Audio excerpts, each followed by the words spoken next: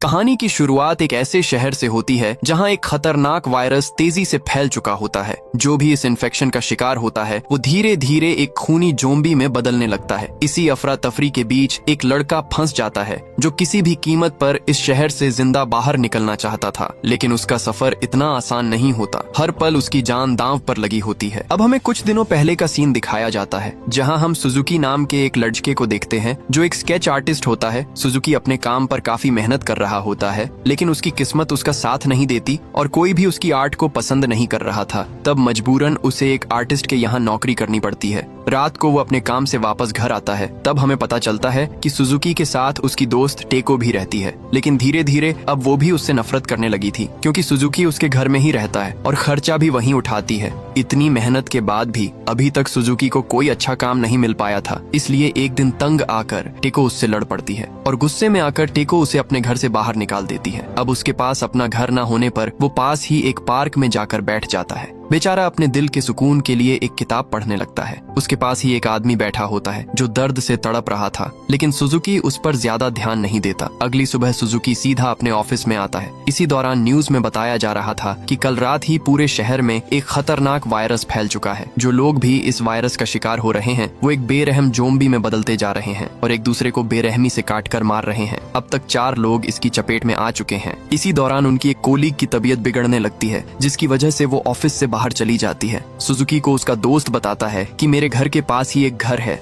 वहाँ भी एक आदमी इस वायरस की चपेट में आ गया है और अभी तक उसका कोई पता नहीं कि वो कहाँ है। वो बातें कर ही रहे थे। इसी बीच उनका बॉस उनके पास आता है जो अजीब सी हरकतें करने लगता है। सभी उसकी तबीयत के बारे में पूछते हैं, लेकिन किसी को ये नहीं पता था कि उसकी आंखें पूरी तरह काली पड़ती जा रही हैं। अब न्यूज में बाहर निकलने से मना किया गया था, इसलिए सब वहीं पर सो जाते हैं। रात को सुजुकी को उसकी दोस्त की कॉल आती है। कॉल पर टेको उसे बताती है कि कल रात जो भी हुआ मैं उसकी माफी मांगती हूँ। मैंने जज्बात में आकर तुम्हें बहुत कुछ उल्टा बोल दिया। सुजुकी फोन पर टेको से बात कर ही रहा था, तभी उसे आसमान पर कई हेलीकॉप्टर उड़ते हुए दिखाई देते हैं जो किसी खतरे की निशानी थी, लेकिन वो उन पर ज्यादा ध्यान नहीं देता। सुबह होते ही भागता हुआ वो तुरंत टेको के लिए उसका फेवरेट केक लेकर उसके घर पहुंच जाता है। वो दरवाजा खोलने की कोशिश करता है, लेकिन आगे से उसे कोई भी हलचल सुनाई नहीं देती। काफी देर तक इंतजार करने के बाद भी उसे कोई जवाब नहीं आता, इसलिए वो उसे कॉल करता है, लेकिन फिर भी उसे आगे से कोई भी जवाब नहीं मिलता। तब वो दरवाजे के छोटे छेद से अंदर झांकता है। अंदर टेको नींद में खूब सोई हुई थी। इसी दौरान वो अचानक उठ जाती है। उठते ही वो एकदम से नीचे जा गिरती है। नीचे गिरते ही टेको अजीब तरीके से उछलने लगती है। खतरे से अनजान सुजुकी उसे आवाज लगा देता है। आवाज सुनते ही वो अजीब हरकतें करती हुई उसके पास आने लगती है और आते ही अचानक उस पर हमला कर देती है। वो उस पर अंधे की तरह टूट पड़ती है। सुजुकी भी वहाँ पूरी तरह फंस चुका था। उस वायरस का असर इतना खतरनाक था कि वो बिना देखे दरवाजे पर काट देती है, जिससे उसके सारे दांत एक एक करके नीचे जा गिरते हैं। वो अपनी पूरी ताकत लगाकर उसे अंदर खींच लेती है। टेको उसे किसी तरह काटने की पूरी कोशिश करती है, लेकिन वो नाकाम रहती है। सुजुकी इसी का फायदा उठाता है और उसे गले से पकड़कर पास गिरी नुकीली ट्रॉफी पर उसका सिर पटक देता है, जिससे वो वहीं पर मारी जाती है। मौका देखते ही सुजुकी वहाँ से भाग निकलता है। वो थका हारा एक पुल पार करके आगे जा ही रहा था, तभी उसके सामने से एक घायल औरत गुजरती है जिसका बाजू जख्मी था। उसे देखकर सुजुकी को समझ आ जाती है कि वायरस तेजी से फैलता जा रहा है। इसी दौरान उसे ऊपर आसमान में उड़ते बहुत सारे जहाज दिखाई देते हैं। मतलब साफ था कि वायरस पूरे शहर में फैल चुका है। जब सुजुकी अपने ऑफिस पहुंचा तब उसने देखा कि उसके दोस्त ने अपने हाथ में एक बेसबॉल बैट पकड़ा हुआ था और उसके पूरे शरीर पर खून फैला हुआ था, क्योंकि उसने अपने एक इन्फेक्टेड दोस्त को मार दिया था।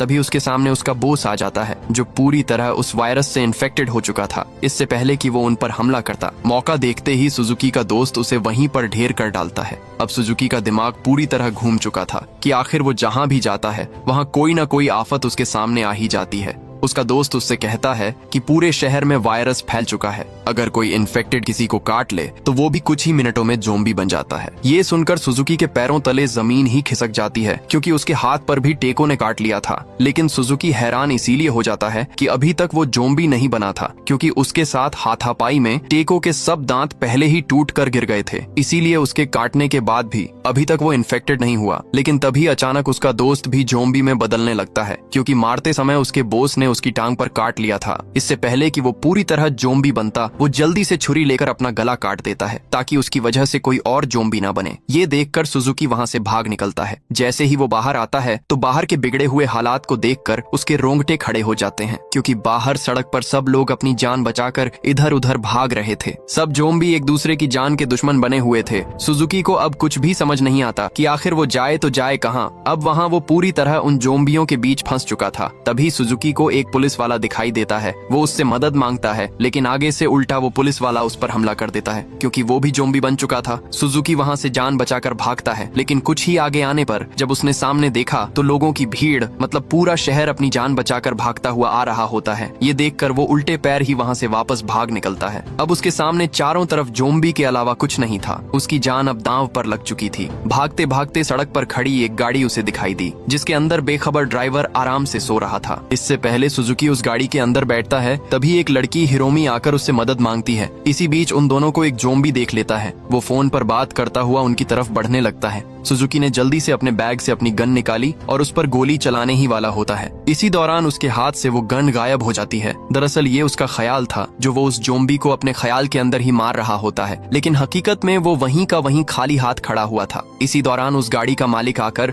उस गाड़ी में बैठ जाता है। कई मिन्नतों के बाद वो दोनों को भी अपनी गाड़ी में बैठाकर वहाँ से भाग निकलते हैं। आगे जाते हुए उन्हें गाड़ी में चल रही न्यूज में बताया जा रहा था कि पूरा शहर इस वायरस की चपेट में आ चुका है और हर तरफ उन जोम्बी ने तबाही फैला दी है। न्यूज में ये भी बताया गया कि जो लोग अभी उस वायरस से इन्फेक्टेड नहीं हुए, वो अपने घरों को मजबूती से बंद करके अपने घरों में ही रहे। कुछ ही आगे जाकर वो आदमी जोम्बी बनने लगता है, क्योंकि उसके हाथ पर भी किसी ने काट लिया था। धीरे धीरे उसकी नसें काली पड़ने लगती हैं और उस वायरस की वजह से वो आदमी भी पूरी तरह जोम्बी में बदल जाता है। जोम्बी बनते ही वो ड्राइवर को काट लेता है और तभी वो सुजुकी पर भी हमला कर देता है, लेकिन मौके पर ही सुजुकी उसे गाड़ी से बाहर लात दे मारता है। वो आदमी गाड़ी से बाहर गिर तो गया था, लेकिन वो सुजुकी के पैरों को मजबूती से पकड़ उसे अपने साथ बाहर खींचने की कोशिश करता है, लेकिन तभी हिरोमी गाड़ी का दरवाजा जोर से उसके सर पर दे मारती है, जिससे वो सुजुकी को छोड़ देता है। तभी वो बला उनसे टली ही थी। तभी अचानक वो ड्राइवर भी जोम्बी बनने लगता है, क्योंकि उस आदमी के काटने पर वो भी धीरे धीरे पूरी तरह जोम्बी बन जाता है। जोम्बीज बनते ही वो ड्राइवर अपने होश खो बैठता है और गाड़ी को फुल स्पीड में लगाकर तेजी से आगे बढ़ा देता है। गाड़ी उनके कंट्रोल से बाहर हो चुकी थी, इसलिए जल्दी से वो दोनों अपना सीट बेल्ट बांध लेते हैं। वो ड्राइवर उन पर हमला करने की कोशिश करता है, लेकिन इससे पहले कि वो उन्हें काट कर इन्फेक्ट करता, तभी उनकी गाड़ी जाकर दूसरी गाड़ी से टकरा जाती है। टकराते ही वो गाड़ी पूरी तरह तबाह हो जाती है, लेकिन खुशकिस्मती से उस हादसे में उन दोनों की जान बच गई थी। जब वो दोनों उठकर अपने सामने देखते हैं तो वहाँ पूरा शहर तबाह और बर्बाद हो चुका था। सब गाड़ियाँ एक दूसरे से टकरा कर टूट फूट चुकी थी।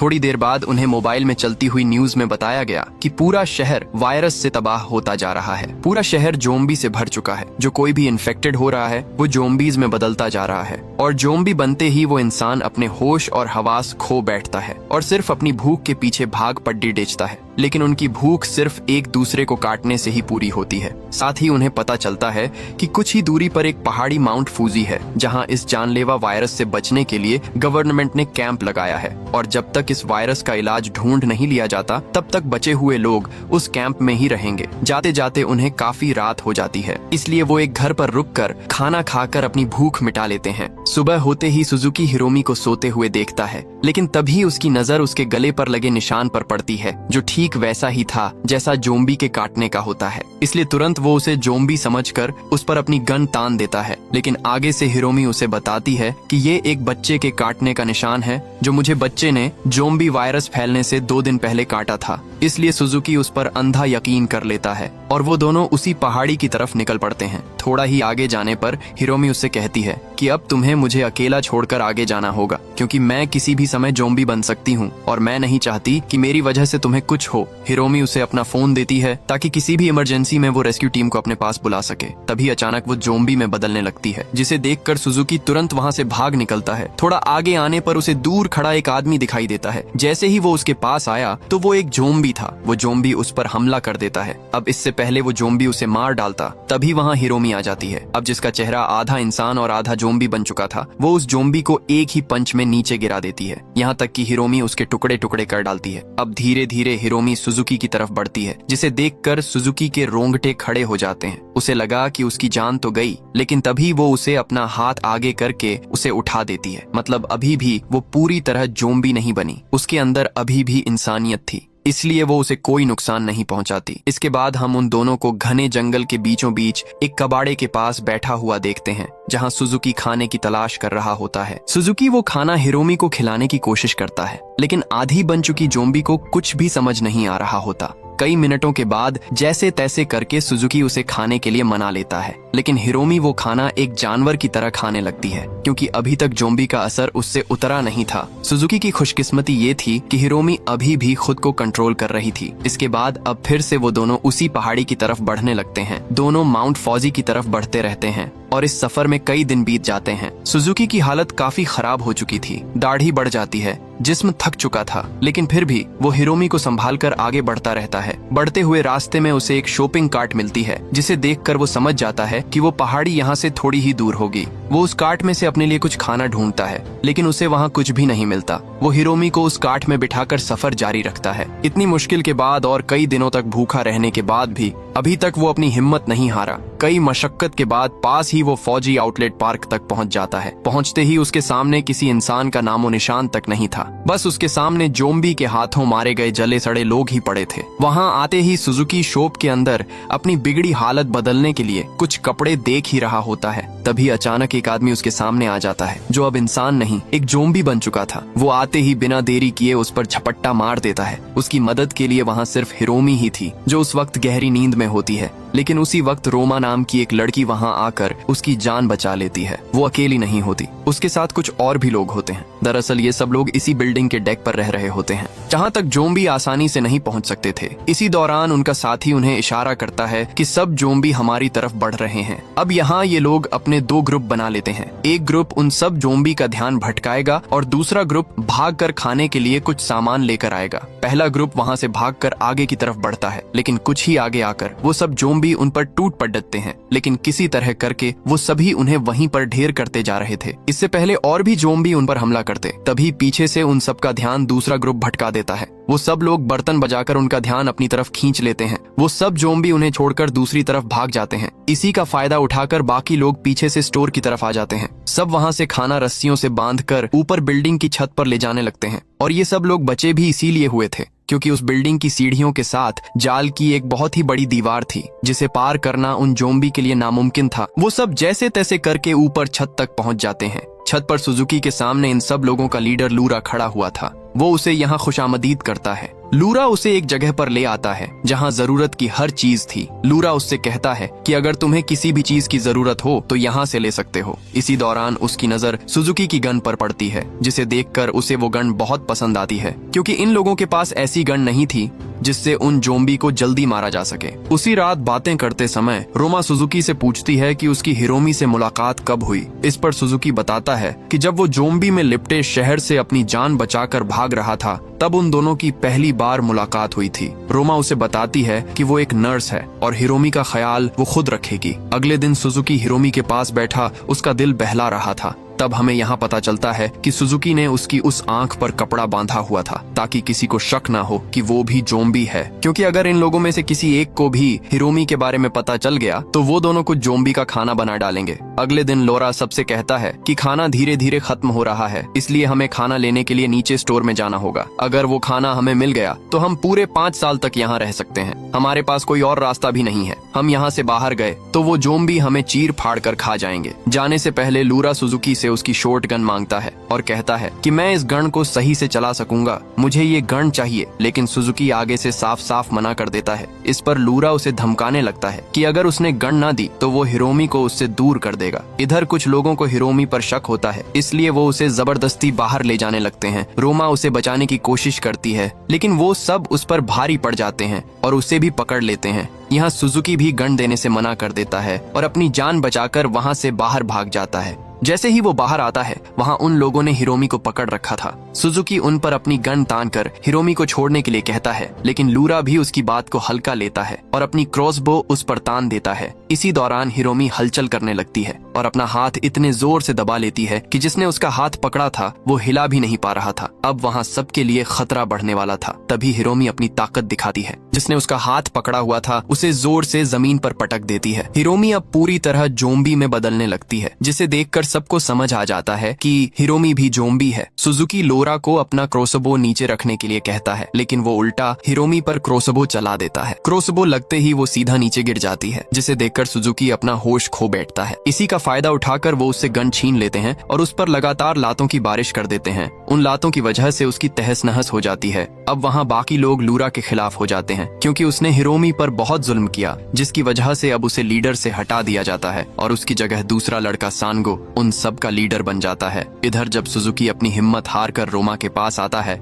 तब उसे हिरोमी टेंट के अंदर बेहोशी की हालत में पड़ी हुई दिखाई देती है, जो खुशकिस्मती से अभी भी जिंदा थी। रोमा उसे हिम्मत देकर कहती है कि फिक्र करने की कोई जरूरत नहीं, क्योंकि कुछ ही देर में हिरोमी को होश आ जाएगा। रोमा उससे कहती है कि हमें यहाँ से बाहर भागना होगा, क्योंकि अब ये लोग हमें जिंदा नहीं छोड़ेंगे। लेकिन आगे से सुजुकी रोते हुए बताता है कि कोई फायदा नहीं, अब हम यहाँ से कभी भी भाग नहीं पाएंगे, क्योंकि मेरी गन भी लूरा ने छीन ली है और अब हम गन के बिना यहाँ से बाहर नहीं जा पाएंगे। अगर हम गन के बिना बाहर गए तो बाहर घूमते दरिंदे जोम्बी हमें चीर फाड़ कर खा जाएंगे और मैं नहीं चाहता कि मेरी वजह से हिरोमी मारी जाए। सुजुकी उससे कहता है कि अब तुम्हें हिरोमी का ख्याल रखना होगा, क्योंकि उसे बाकी लोगों के साथ स्टोर तक जाना होगा और अगर वो नहीं गया तो वो सब उसे जोम्बी के बीच जिंदा लाश की तरह छोड़ देंगे। इधर सब लोग अपने प्लान के मुताबिक बर्तन बजाकर उन सब जोम्बी का ध्यान अपनी तरफ खींच लेते हैं, जिससे सब जोम्बी का ध्यान उनकी तरफ चला जाता है। इसी का फायदा उठाकर बाकी लोग बिल्डिंग से नीचे उतर जाते हैं और जल्दी से उन जोम्बी से बचते हुए भागकर वो स्टोर के अंदर आ जाते हैं। स्टोर के चारों तरफ अंधेरा फैला हुआ था। इसी दौरान गलती से एक आदमी किसी चीज से टकराकर आवाज कर देता है, लेकिन उनकी खुशकिस्मती कि उस स्टोर में अभी तक कोई भी जोम्बी नहीं था, वो वहाँ खड़े ही थे।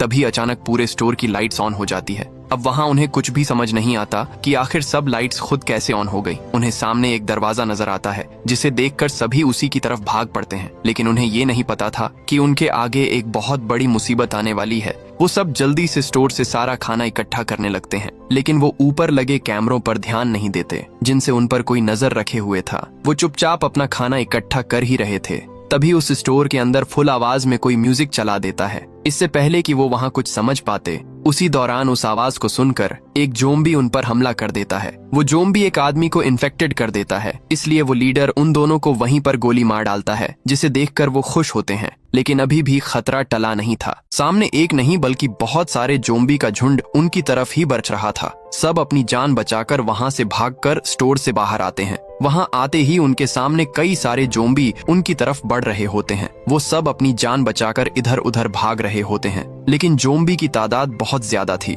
जिससे वो सब उन्हें स्टोर के अंदर ही मारते जा रहे थे। लेकिन हकीकत तो ये थी कि अब तक जो कुछ भी हो रहा था, लाइट्स का अचानक ऑन हो जाना और अचानक म्यूजिक बजने लगना, ये सब कोई घटना नहीं थी, बल्कि ये एक जाल था जो पीछे कंट्रोल रूम में बैठा लूरा कर रहा था। दरअसल स्टोर के अंदर घुसते ही लूरा मौके पर बाकी सब दोस्तों से छुपकर कंट्रोल रूम में आ गया था। वहां आते ही उसने जानबूझकर म्यूजिक ऑन किया था, ताकि सब जोम्बी का ध्यान उनकी तरफ चला जाए और वो खुद गाड़ी लेकर वहां से भाग सके। इधर बाहर खड़े सब जोम्बी अंदर हलचल सुनकर स्टोर की तरफ बढ़ने लगते हैं। सब जोम्बी को अपनी तरफ आता देखकर सुजुकी एक अलमारी में छुप जाता है। वहीं दूसरी तरफ बिल्डिंग के नीचे एक अजीब सा जोम्बी घूम रहा था, जो बहुत तेजी से भाग रहा होता है और अचानक वो एक बहुत ही बड़ी जंप लगाकर सीधे बिल्डिंग के ऊपर लगे टेंटों पर आ गिरता है। वहाँ एक लड़की उसे देख लेती है, लेकिन उससे पहले वो वहाँ से भाग पाती। अगले ही पल वो सबको काट कर वहीं पर जोम्बी बना देता है। इधर जैसे ही लूरा ने बाकी बचे लोगों को बाहर भागते हुए देखा, तब उसने चालाकी से स्टोर का मेन गेट खोल दिया। जैसे ही वो गेट खुला, सब जोम्बी अंदर घुसने लगे। अब हालात और भी बिगड़ने लगे थे।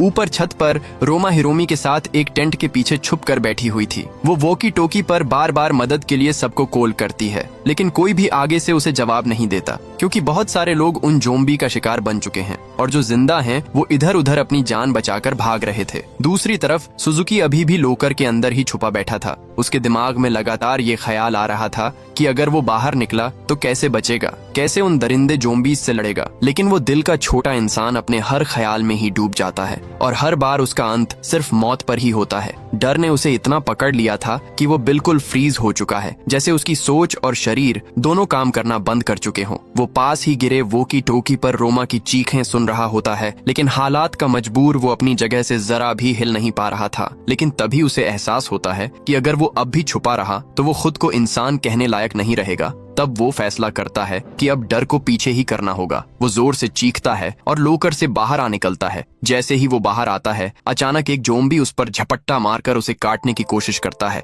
लेकिन उसकी वो कोशिश बेकार जाती है क्योंकि उसने पहले ही अपने हाथों पर कई घड़ियां बांध रखी थीं, जिसकी वजह से उसका हाथ बच जाता है। वो जल्दी से वॉकी टोकी उठाकर रोमा से कहता है कि मैं आ रहा हूँ, तुम हिरोमी का ख्याल रखना। फिर सुजुकी बिना रुके भागते हुए सीधा बेसमेंट की तरफ जाता है, जहाँ जाकर उसे अपनी शॉटगन मिल जाती है। अभी खतरा टला ही था, तभी उसे वो ज़ोंबी घेर लेते हैं। यहाँ वो अपने दिमाग का इस्तेमाल करता है और साथ ही पड़े चावल उठाकर उन्हें नीचे गिरा देता है, जिससे वो सब ज़ोंबी फिसल कर गिर जाते हैं। उधर ऊपर बिल्डिंग पर सब ज़ोंबी अलर्ट हो जाते हैं। अब उन दोनों का वहां रुकना खतरा था, इसलिए रोमा हिरोमी को अपनी पीठ पर बैठाकर बिल्डिंग से नीचे उतरने लगती है। वो जल्दी से भागती हुई स्टोर के अंदर आ जाती है, जहां उसके सामने लूरा खड़ा था। अचानक उसकी नसें काली पड़ने लगती हैं और देखते ही देखते वो पूरी तरह ज़ोंबी में बदल जाता है। वो हाथ धोकर उन्हें मारने के लिए दोनों के पीछे पड़ जाता है, लेकिन इससे पहले वो उन्हें भी ज़ोंबी बनाता, तभी मौके पर वहां सुजुकी पहुंच जाता है। वो अपनी गन से सही निशाना लगाकर उसका सर फोड़ डीएच देता है। इसी दौरान उन्हें बाकी बचे लोग भी मिल जाते हैं। अब वो सब अपनी जान बचाकर वहां से भागते हैं, क्योंकि अब एक या दो ज़ोंबी नहीं बल्कि पूरा का पूरा झुंड उनके पीछे पड़ जाता है। थोड़ा ही आगे आने पर आगे से और भी ज़ोंबी उनकी तरफ बरच रहे थे।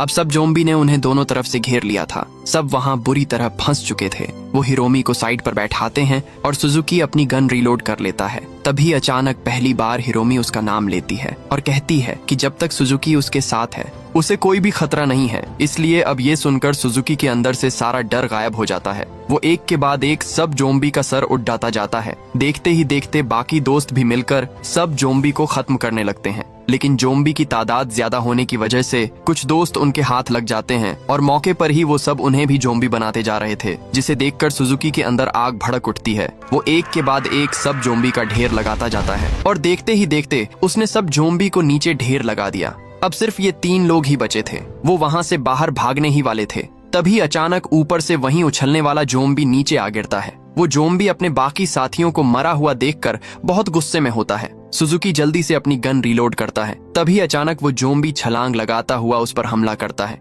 लेकिन मौके पर सुजुकी उसे गोली मार देता है। गोली लगने के बाद भी उस ज़ोंबी को कुछ भी नहीं होता। वो सही सलामत खड़ा था। वो एक बार फिर से उनकी तरफ बढ़ता है, लेकिन बदकिस्मती से अब सुजुकी की गन में गोलियां खत्म हो चुकी थीं। वो ज़ोंबी भागता हुआ उनकी तरफ हमला करता है। इसी दौरान सुजुकी अपनी गन का सिरा उसके सिर पर दे मारता है, जिससे वो ज़ोंबी वहीं पर मर जाता है। और आखिरकार सुजुकी जो नहीं कर सकता था उसने वो कर दिखाया। उसके चारों ओर बस मरे हुए ज़ोंबी का ढेर ही ढेर था। इसके बाद वो तीनों अपनी गाड़ी लेकर उसी पहाड़ी की तरफ निकल पड़ते हैं और इसी सीन के साथ ये कहानी यहीं पर खत्म हो जाती है। दोस्तों, आपको वीडियो कैसी लगी लाइक और कमेंट करके जरूर बताना। मिलते हैं अगली शानदार वीडियो में। तब तक के लिए सब्सक्राइब बटन दबा दो।